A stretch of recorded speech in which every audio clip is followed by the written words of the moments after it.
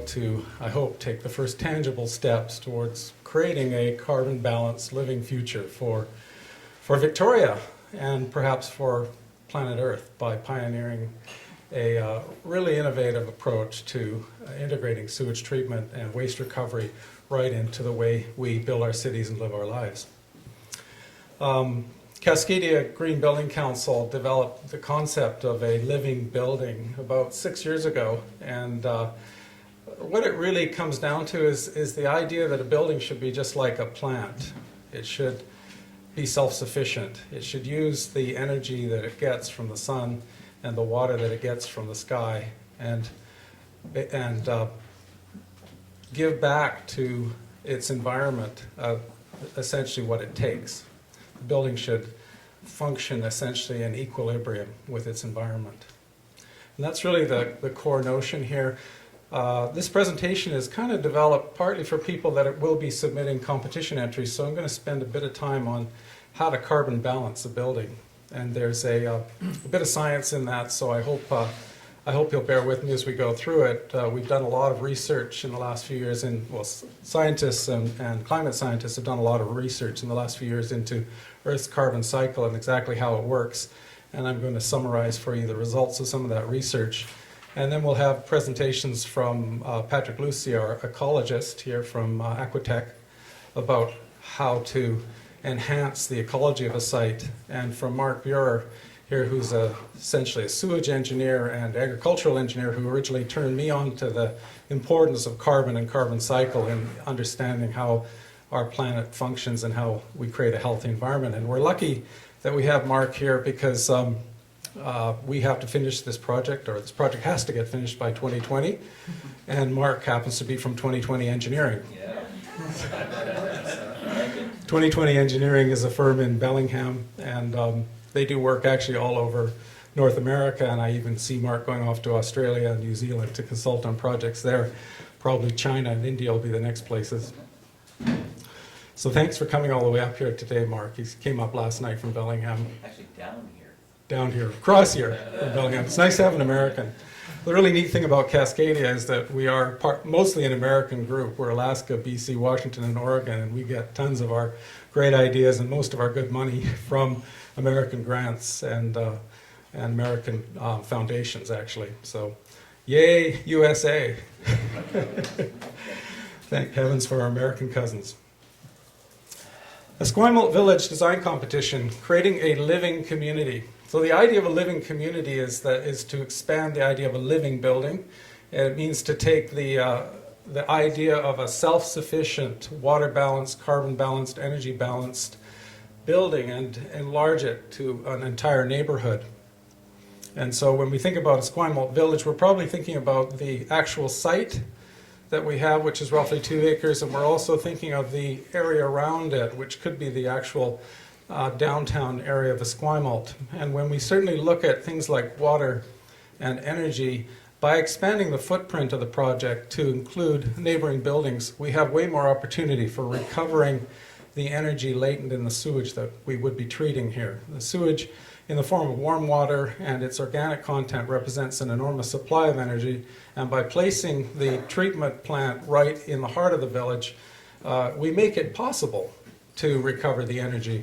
Most of that energy, 80% of it, comes in the form of warmth, and that warmth can be used to heat buildings. It can be used for hot water, and that actually represents about 60% of the energy used in buildings, so the warmth in sewage is admirably suited to heating and operating buildings. So let's put the treatment plant right close to where we need the heat. Let's put it right in the downtown. And this is a concept that's actually, I think, gaining traction in China, which is in the process of building literally thousands of other town centers, just like the one we will be building here in Esquimalt. And as they bring their population into cities and have to basically carbon balance their civilization to create what they call an ecological civilization, the opportunities in sewage and in sewage treatment represent an enormous chance to achieve that. So a living community, the metaphor is the flower and the plant. It's something that exists in balance with its environment. It's something that only uses the resources available through sunlight and rain. It's something that builds topsoil is something that cleans the air and essentially makes the world, the ecology, a better place. And the first lesson is that there is no such thing as waste. We know that organic waste from food represents an enormous untapped resource. Actually, sewage represents an enormous untapped resource. There's about 500 million tons of carbon produced by human sewage every year. If you put that in context, there's about 4.5 billion tons of excess carbon produced by fossil fuel burning and car burning and cars and machines by our civilization every year. So about a tenth of the carbon that we produce actually finds its way back into our sewage stream, and that represents an enormous opportunity for offsets. So we capture the cycle of life through this kind of a project. We design with nature, tapping sunlight. Bill was talking about the design of the facade of the building. It should look different if it's facing south than if it's facing north and west. Use the resources available for daylighting and for heating and for cooling. Create a living community. This image actually came from a design competition that Cascadia did 4 years ago to ask people from mostly architecture types, engineers, students, professionals from all over the world to visualize what a living community would look like. And this image actually shows a lot of what it would look like. You've got local gardens happening there, you've got local food production, you've got transit, digital transit. Bill mentioned the fact that the transit needs to be hyper-organized so you can tell when the next bus is coming. It's got water collection there, it's got natural cooling, and the walls of the buildings and the roofs of the buildings are planted. That creates an opportunity for local food, and it creates an opportunity for balancing the carbon cycle. Why? Why bother to worry about energy, carbon, waste? Well, global warming is upon us. Right now it takes the form of strange weather. In our grandchildren's time, it will take much more serious form in terms of overheating and ocean level rise, hurricanes, loss of habitat, incredible overheating of cities, people dying because of the heat, and worst of all, the drying out of large swaths of Earth's farmland as rainfall patterns move, and as we switch from a pattern of gentle rainfall to what they're seeing more and more in places like England now, which is very intense rains in the winter and no rain in the summer. Renewable energy, how do we find it? How do we use it? How do we make it economical? There's an opportunity with this project to do that. Create clean water. Clean water is one of the most scarce resources on planet Earth. I think it's about, Patrick will tell us this, is about 1% of Earth's total water is actually in the form of clean water, and we waste it left, right, and center.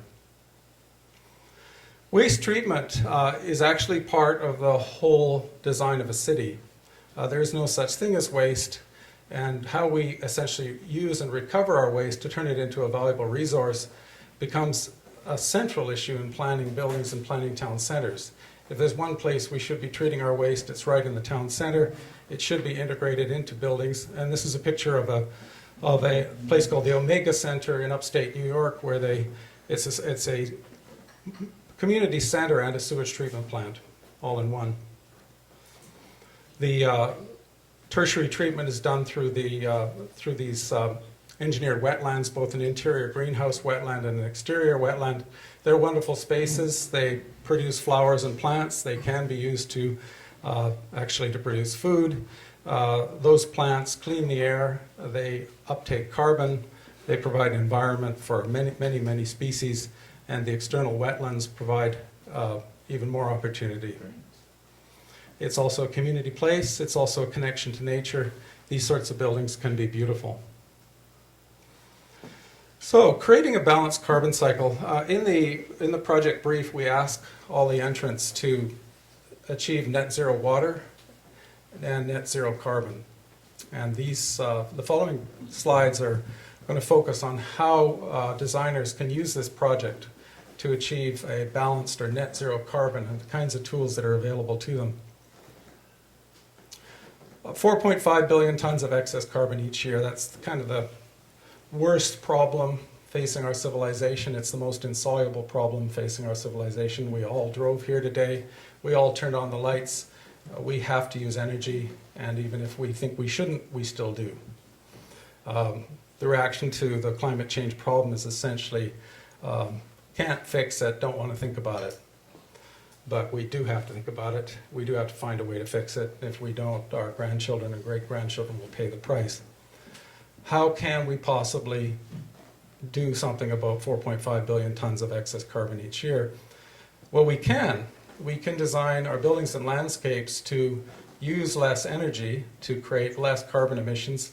And what we're left with after we've done all those efficiencies can be absorbed through our waste stream. The good news is that if we do our shit right, we can avoid or at least reduce the impact of climate change. It all comes down essentially to how does carbon move through our lives? Where do GHGs come from? They come from oxidation of carbon. That's the simple answer. But if you break it down between various industries and activities, you see that obviously transportation produces a lot. Buildings, residential, commercial, through electricity and through heating and ventilating, which is this piece here. This is heating and ventilating. This is electricity. Industry, through manufacturing and machine processes, uses lots of energy, so it's responsible for a big chunk. This is the essentially gas and coal burning component of industry, and this is the electrical component of industry. Agriculture produces a lot of greenhouse gases because of oxidation of topsoil during plowing and because of methane releases from livestock shitholes, to put it in simple terms. If we changed our practices in agriculture and forestry, we could cut out, a third of our oxidation.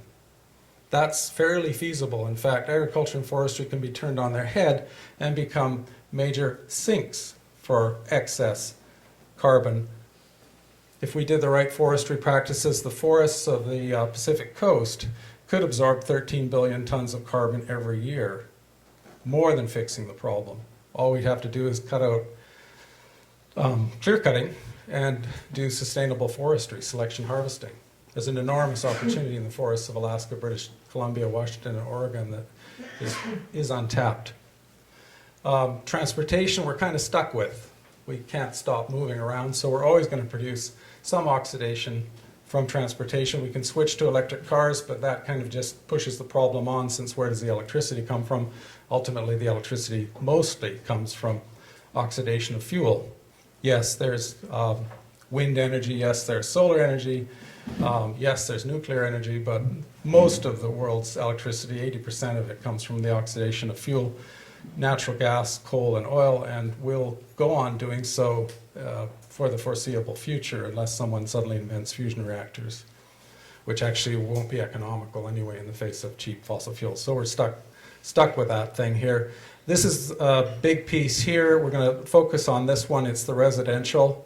This piece, all told, 17 and 8, which is 25%. So 25% of the problem is right here. When we design a carbon balance site, essentially what we want to do is eliminate this as much as we can. We can't completely eliminate it. And we want to look at increasing the carbon uptake capacity of our site. And we want to get to something which I will get to in a moment, and that's waste. Shit. Organic waste. Sewage. Plastic bottles, glass bottles, cardboard. All of the stuff that was originally produced organically through trees or through crops can be captured and sequestered.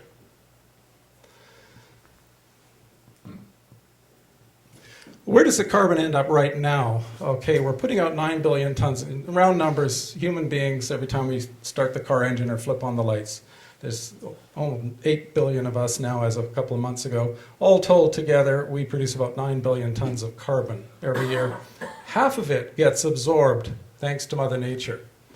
Half of it gets absorbed. That's this component, land and ocean, and half of it stays in the atmosphere.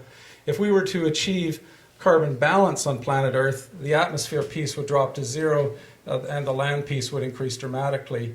And it's up to us, in inventing living buildings and living communities, to make that happen. So we want to grow that light green piece and make it essentially cover off the amount that's staying in the atmosphere and heating our planet up.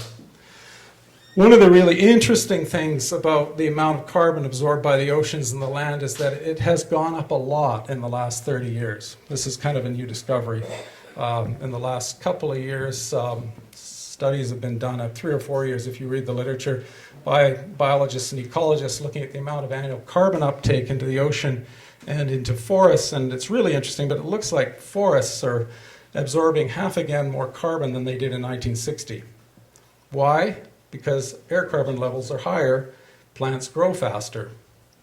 Temperatures are warmer, there's more rainfall, plants grow faster. So Mother Nature has its own healing mechanism. It's growing faster to take up the extra carbon we're giving it. What we have to do is help it to grow even faster and reduce the amount of carbon that we keep giving it. The same thing's happening with the oceans. The oceans for most of the history of planet Earth, the oceans have acted as a wonderful carbon sink, stopping greenhouse gases from staying very, very high after volcanic eruptions or meteorite hits. The oceans dissolve carbon fairly quickly, and the amount of carbon that's currently going into the oceans is somewhere around 1.5 to 2.5 billion tons. And why so much carbon into the oceans? Well, again, the answer is because air carbon levels are so elevated. We were at 260 parts per million air carbon around 1900, and we're now at 400. Can you imagine raising air carbon from 260 to 400 parts per million in 2 generations? It's absolutely incredible what we've done.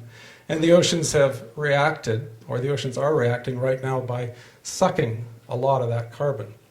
We can't do anything about the ocean. It's not something that any of us touch or work with. It's its own completely separate world. It occupies 70% of the surface of the planet. It's busily saving our bacon, and there's not much we can do to help it, but it's there and it's our friend and ally. Have to think about it. Okay, so here it is in rough numbers. I'm sorry, as this presentation goes on, there'll be more numbers and graphs, so just brace yourself, but there's only a few more of them. So those are roughly the numbers produced by deforestation, 1.5 billion tons, produced by burning fossil fuels, 8 billion tons. This stuff's all from the latest Intergovernmental Panel on Climate Change. This took the effort of thousands of scientists to figure out. These numbers are still only approximate, and we're still learning.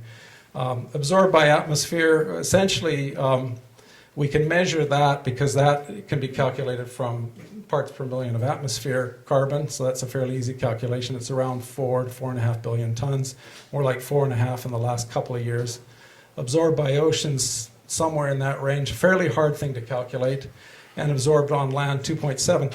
The important thing about that 2.7 is a bunch of it's because of us. A bunch of it's because of landfills. A bunch of it's because of us growing crops. A lot of it's because of us pooping. Human beings are major players in the dry land ecology of Mother Earth now. Between our cities, croplands, pasturage, and forests, we basically tamper with 90% of Earth's dry land. Our croplands use up about a quarter, forests use up another quarter, and what's left is mostly desert and ice. So most of the flow of carbon on Earth's dry land is actually a man-made flow at this moment in time. So to create an ecological civilization, what we really have to do is learn how to do that flow right.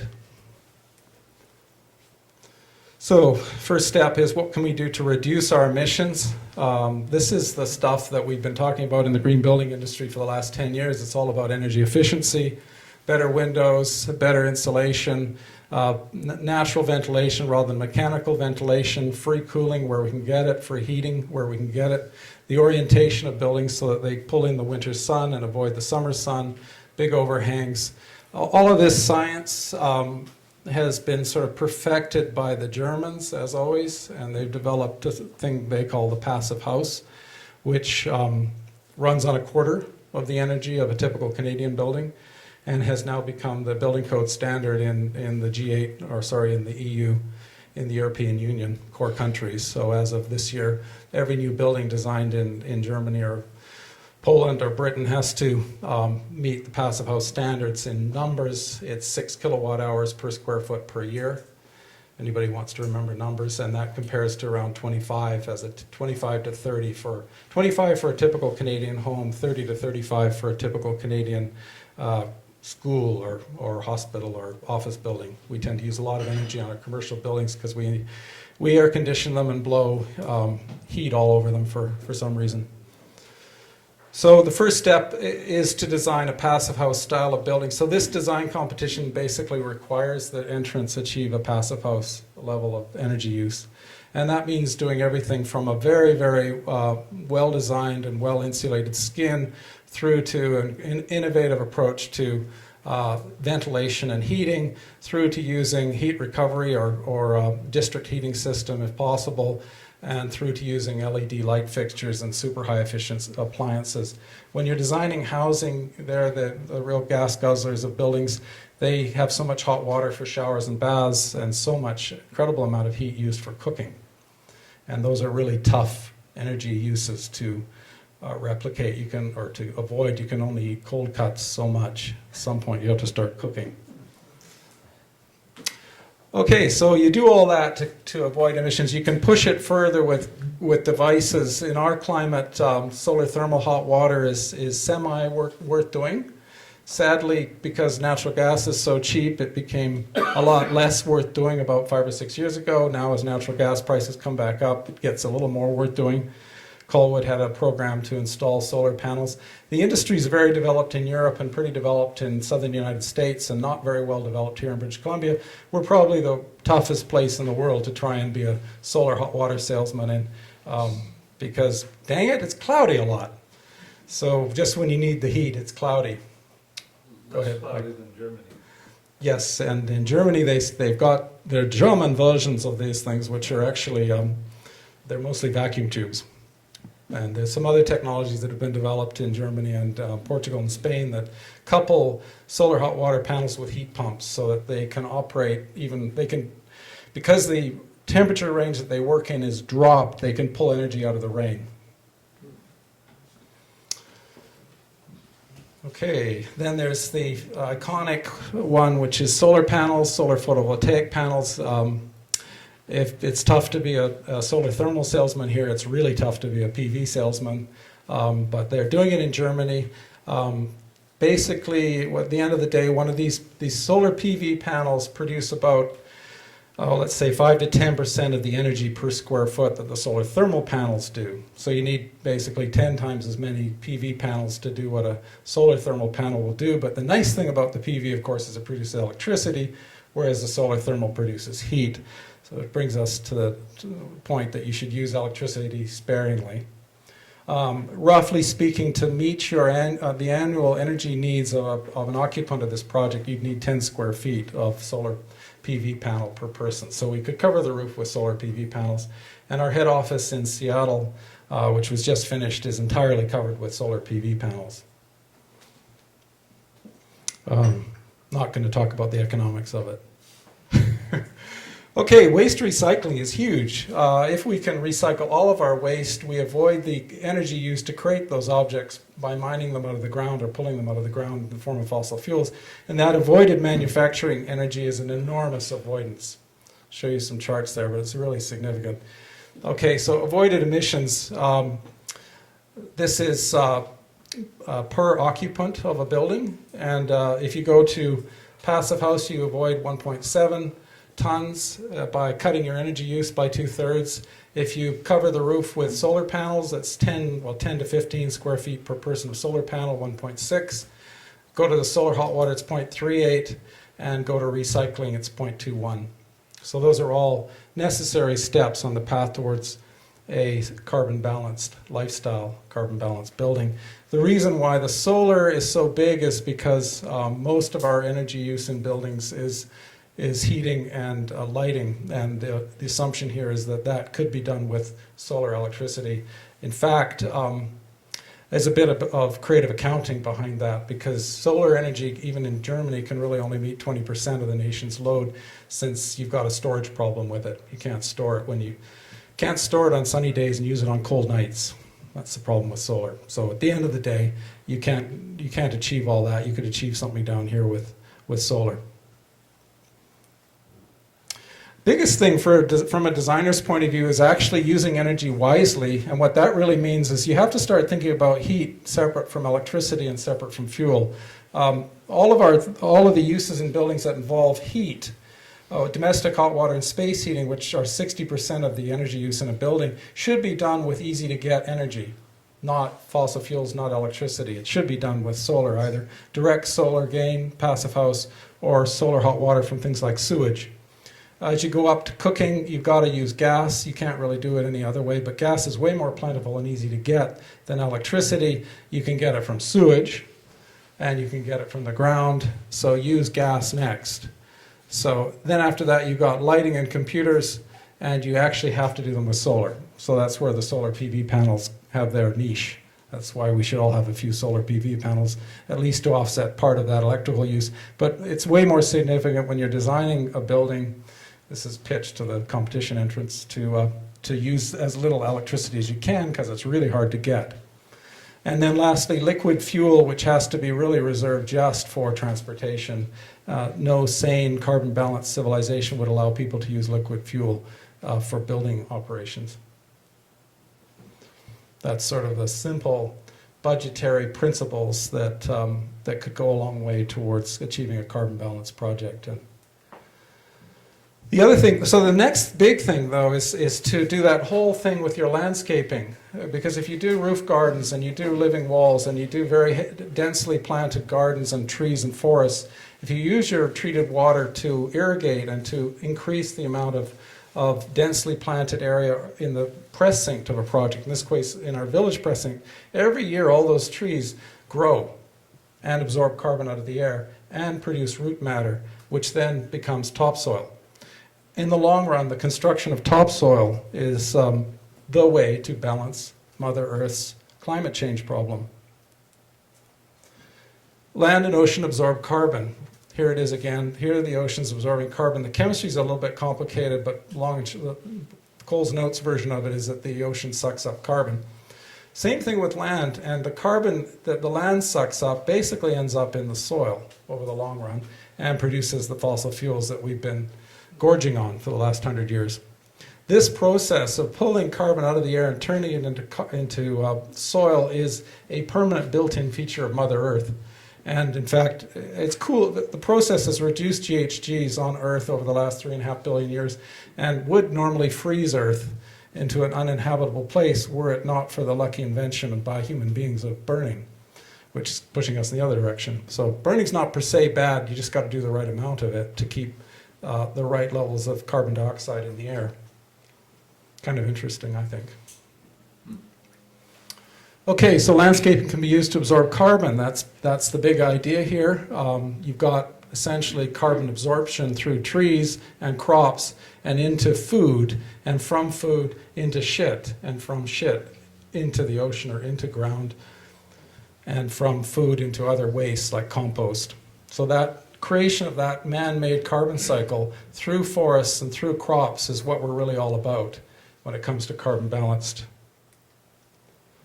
Restored forests. It's amazing to look at the carbon content of a forest. If you clear cut it, it drops right down from 700 tons of carbon per hectare right down to 200. As it grows, it goes really fast back up. And that is all helping with climate change. That's all absorbing carbon out of the atmosphere. Selectively thin forest does the same thing. It's more sustainable over the long run. You can keep doing it year after year. Same thing with orchards. They're long run. They keep doing that. They absorb a lot of carbon into woody mass and root structure and into the understory of grass. And the same thing with grasslands. Topsoil gets built fast by sheep and by bison. There's an incredible thick layer of topsoil all across the prairies of Canada and Siberia that's been put there in the last 10,000 years, mostly by caribou and buffalo, clipping the grass. Because what happens when they clip the grass is that they kill, it's like when you mow the grass in your front garden, I don't know if you've noticed, but when you mow the grass, the roots die. When the roots die, they basically stay there and form topsoil. So every time you go out and mow the grass, you produce topsoil. It's an interesting number that if you took the farmed area of Earth and we added topsoil, 0.03 millimeters of topsoil every year, we would solve the climate change problem. We would absorb that extra 4 billion tons of excess carbon emitted through fossil fuels. So how we handle the landscapes is really important, and how we think about essentially stimulating growth, stimulating topsoil formation. Green roofs, big opportunity. Densely planted green roofs. That uses some of the water that we'll get out of the sewage treatment process. Create a park. Alex suggested that we put the treatment plant under a park. Well, there it is right there. It's a great suggestion. Thank you, Alex, for that. Alex and I are both on the design panel here. It's just great. Anyway, yes, put a park on top of it. Dense planting, incredible opportunity for topsoil formation, an incredible opportunity to use up the nutrients in the sewage in a relatively harmless and worthwhile way. Landfills get a bad press. Landfills are a great way to sink carbon. If they're properly done and you don't end up with, let's say, adding contaminants to your groundwater, if you get rid of the nasties in your organic waste and then landfill it, landfills are a great carbon sink, and eventually they can reforest. So it's just a wonderful, simple way of solving climate change. Do the right landfills. I don't know why our generation has this thing about landfills. If they're done right, they're an amazingly helpful move. Carbon storage at different landscapes. Landfills actually are incredible. I mean, the Heartland landfill is way up there in adding to that 2 billion tons of carbon absorption every year. Actually, the two things the CRD is doing, I think right now, the Heartland landfill and dumping the sewage out in the ocean are both really helpful from a climate change point of view, because they absorb carbon into the land, either the ocean, the seabed, or the ocean, or the landfill, topsoil or seabed. So that number is 95, 93. That's way up there. If this chart was drawn to scale, the amount of stored carbon, which would be tons per hectare in this case, is way up there. Replanted forest, the coastal rainforest, we can absorb 441 tons per hectare. Selectively harvested forest can do that, and it can do it over the very long run. Orchards, grasslands, and green roofs. So these here, the replanted forest, the orchard, the grassland, and the green roof, are the tools that are available to the competition to achieve a carbon balanced site design. And there's also the waste flow through the apartments that will be built there, and what could be done with either recycling it or landfilling it. Treatment of sewage, there's a lot of options. Ocean discharge is the one we're doing now. It's an easy one, but we worry about the fish, and there's arguments on both sides of that. Option 2 is secondary treatment and landfilling biosolids. Secondary treatment is a way to get rid of the harmful bacteria in sewage, and that's good. The bad part is that it off-gasses the carbon into the atmosphere.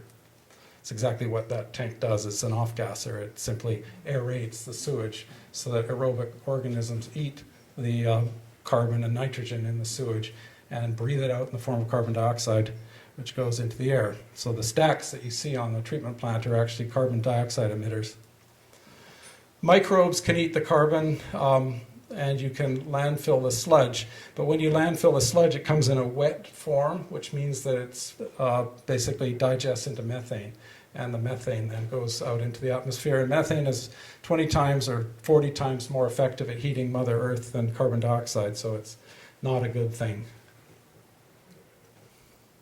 So instead of producing methane, you can keep it inside tanks and produce gas, and then you can use the gas to heat hot water, or to turn it. You can fire it to turn an electrical turbine.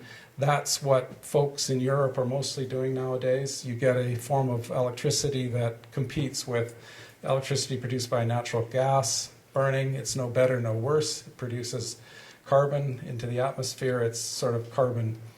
Let's say it's a necessary evil. It's one way of using it. You do get electricity, and that electricity has the same problem as any other. It goes through a lot of transformer and line losses. Or you can use the methane to actually produce liquid fuel, and this is what they're doing in Sweden. They use the fuel from their sewage and from their animal sewage, people sewage, and kitchen waste to produce gas, which runs their buses. It's a great idea. Problem with electricity, again, is the line losses, so a lot of what you put in you don't get out at the far end. And the problem with heat, when you do those that burning process, 2/3 of the energy comes out as heat. Unless you have a use for the heat, you're sort of hooped. You have to throw it away, which means that you're producing oxidation, you're producing carbon and getting nothing back for it. Fueling vehicles, again, great idea. And then the big one here is use the sewage to heat the building. Same idea as Dockside Green.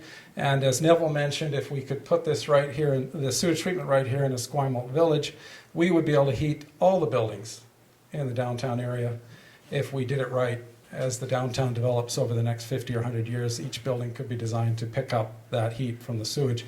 And that is a tremendous carbon avoidance. Use sewage heat to heat your buildings and provide you with hot water. The water, once it's gone through secondary treatment, has to go through tertiary treatment, and you can use that, you can turn that tertiary treatment process into essentially an engineered landscape or an engineered wetland, and that in turn produces, uptakes carbon.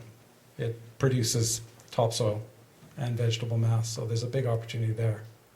If you look at all these ideas, I think this is my last slide in terms of graphs, but if you look at these emissions of different wastewater management options, the treatment and landfilling, which is the proposal that's on the table, McLaughlin Point is a big emitter. This is 30,000 tons of carbon a year for the amount of flow proposed for McLaughlin, which is Greater Victoria, which is somewhere around 120 million liters a year. Just to get back to those numbers we were playing with, 70-80% of it comes from the other side of the gorge. So that's the carbon emissions associated with that kind of system. If you were instead capture the sludge and put it through a biogas digester and use it for gas or for electricity, and you ignored the line losses, you could reduce that down.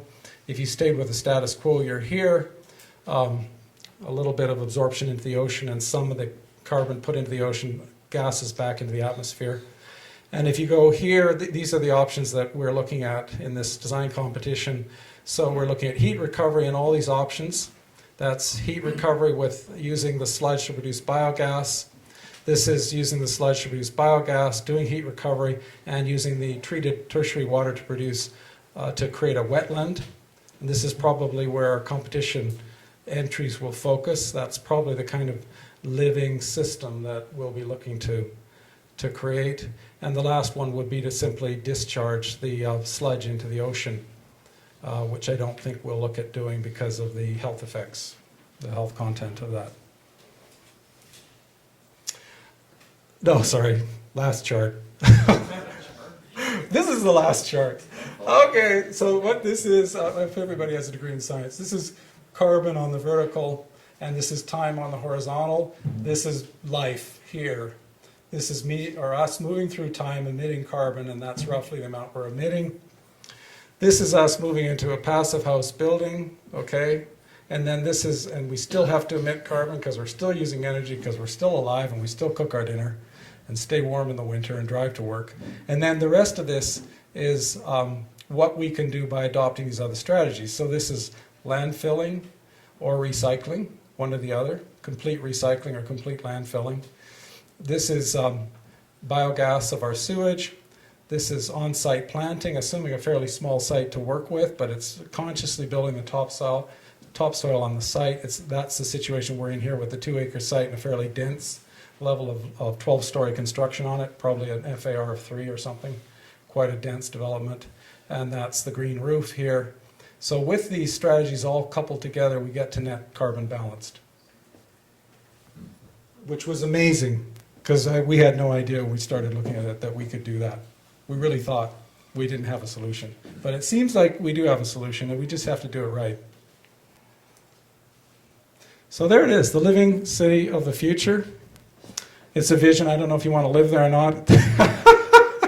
But there it is. The treated sewage is creating all these wonderful gardens and wetlands all around, as many green roofs as possible, as many living walls as possible.